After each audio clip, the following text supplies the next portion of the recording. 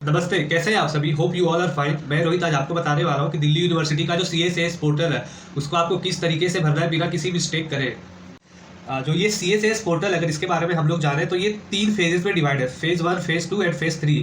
तो सबसे पहले जो फेज 1 है उसमें आप लोगों को पहले रजिस्ट्रेशन करना पड़ेगा। आपको CUT का नंबर जो है वो आपको डाल करके उसमें रजिस्ट्रेशन करना पड़ेगा। और फेज 2 होगा वो जस्ट आफ्टर फेज 1 होगा, जिसमें आपको कॉलेजेस के लिए अलग अलग प्रीफरेंस भरने पड़ेंगे। आपको जो आपकी पसंदीदा कोर्स है, जो आपका पसंदीदा कॉलेज है, उसके लिए आपको अलग से प्रीफरेंस फॉर्म भरने पड़ेंगे, जो कि CSAS पोर्टल पर ही भरा जाएगा। और जो फिर फेज 3 है उसमें आपको दिल्ली यूनिवर्सिटी की तरफ से आपके लिए CUT के स्कोर के बेसिस पर आपको एक स्टिमुलेटेड रैंक प्रोवाइड करी जाएगी, ताकि आप उस कॉलेज की कट ऑफ को आप पार कर सके और उस कॉलेज के आप मेरिट में आ सके।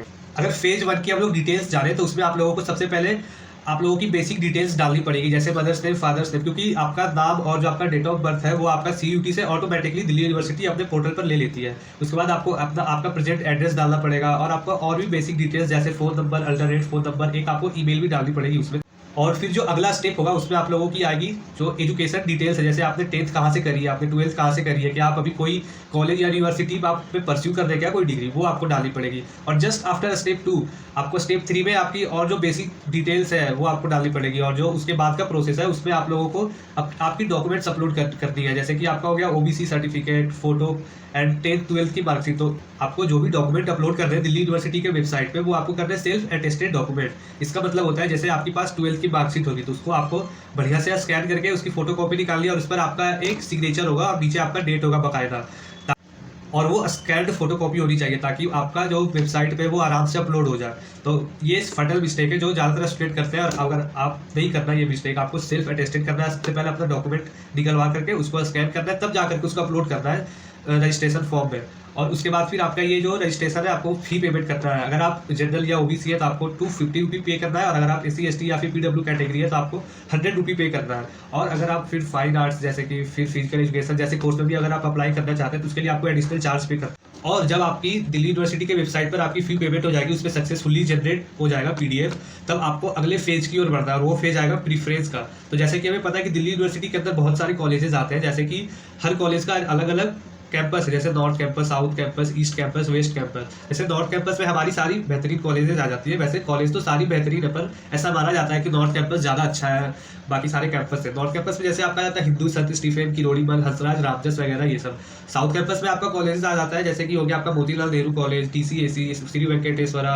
एंड जो सेंट्रल कैंपस में आता है जैसे जाकिर हुसैन कॉलेज हो गया, माता सुंदरी कॉलेज हो गया, ये सब।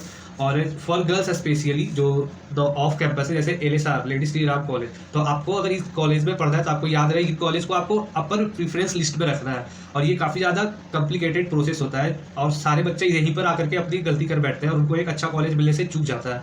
तो उम्मीद करता हूँ आप लोग ये गलती ना करेंगे, आप लोग पूरी डिटेल्स में वीडियो देखेंगे और उसके बाद आप अपनी प्रीफरेंस भरें। तो सबसे पहला काम तो आपका अभी यही है कि आप लोगों को अभी रजिस्ट्रेशन फॉर्म जो ओपन है आपको उसमें जाके आपको रजिस्ट्रेशन करना है। और फिर जब आप प्रीफरेंस भर लेंगे तब दिल्ली यूनिवर्सिटी फेज 3 लाएगी। उसमें आप लोगों की CUT के स्कोर के बेस पर आप लोगों के एक स्टिमुलेटेड रैंक जनरेट होगी और आप लोगों को कॉलेज को मेरिट के अंदर आना पड़ेगा। जैसे कि अगर हम बात करें नॉर्थ कैंपस की तो उसकी एक अलग कट ऑफ बनेगी आपके CUT के स्कोर के बेसिस पर। अगर साउथ कैंपस की आए तो उसकी थोड़ी कम कट ऑफ जाएगी और ऑफ कैंपस की कॉलेज के लिए और थोड़ी कम कट ऑफ जाएगी। तो आप लोगों की एक स्टिमुलेटेड रैंक जनरेट होगी फेज 3 में। तो आप लोगों को आई नो आप लोगों को ये जो प्रोसेस है ये काफ़ी ज़्यादा डिफिकल्ट लग रहा होगा और आपको काफ़ी ज़्यादा ये प्रोसेस जो कंफ्यूज कर रहा होगा कि आपको प्रीफरेंस कैसे भरनी है, आपको स्टिमुलेटेड रैंक आएगा तो आपको कॉलेजेस के अंदर कैसे जानी है, मेरिट इन कैसे हो रहा है। तो आपको घबराने की बिल्कुल भी जरूरत नहीं है। मैं आपको अपना WhatsApp नंबर और अपना टेलीग्राम लिंक दे रहा हूँ, आप मुझे बस उस पर सेंड करना CSAS पोर्टल। मैं आपको बाकायदा कॉल करके बताऊंगा कि आपको CSAS पोर्टल कैसे भरना है बिना किसी मिस्टेक करे। और भी वो कई सारे हैक्स जो है वो आपको मैं बताने वाला हूँ ताकि आप एक अच्छे कॉलेज में कैसे आ जाए अपने मनपसंदीदा कोर्स के साथ। तो उम्मीद करता हूँ कि मैं आप लोगों को ये काफ़ी ज़्यादा वीडियो इन्फॉर्मेटिव लगी होगी और आप लोगों को काफ़ी ज़्यादा हेल्प करेगी CSAS पोर्टल भरने में। तो आप लोगों को बिल्कुल भी कंफ्यूज नहीं होना है, आप लोग को सिर्फ मुझे मैसेज कर देना है CSAS पोर्टल। मैं आप लोगों को बाकायदा कॉल करके आपको बताऊंगा कि आपको CSAS पोर्टल कैसे भरना है। उम्मीद करता हूँ कि ये वीडियो आपको काफ़ी ज़्यादा इन्फॉर्मेटिव लगी होगी। तो चैनल को सब्सक्राइब करें और भी इन्फॉर्मेशन के लिए CUT के रिलेटेड, और कमेंट करें ताकि मैं आपका रिजॉल्व कर सकूँ सारे डाउट्स। और ये ध्यान रहे कि आप मेरे WhatsApp नंबर और टेलीग्राम पर सिर्फ मैसेज करना CSAS पोर्टल, मैं आपको बाकायदा कॉल करके बता दूंगा CSAS कैसे भर।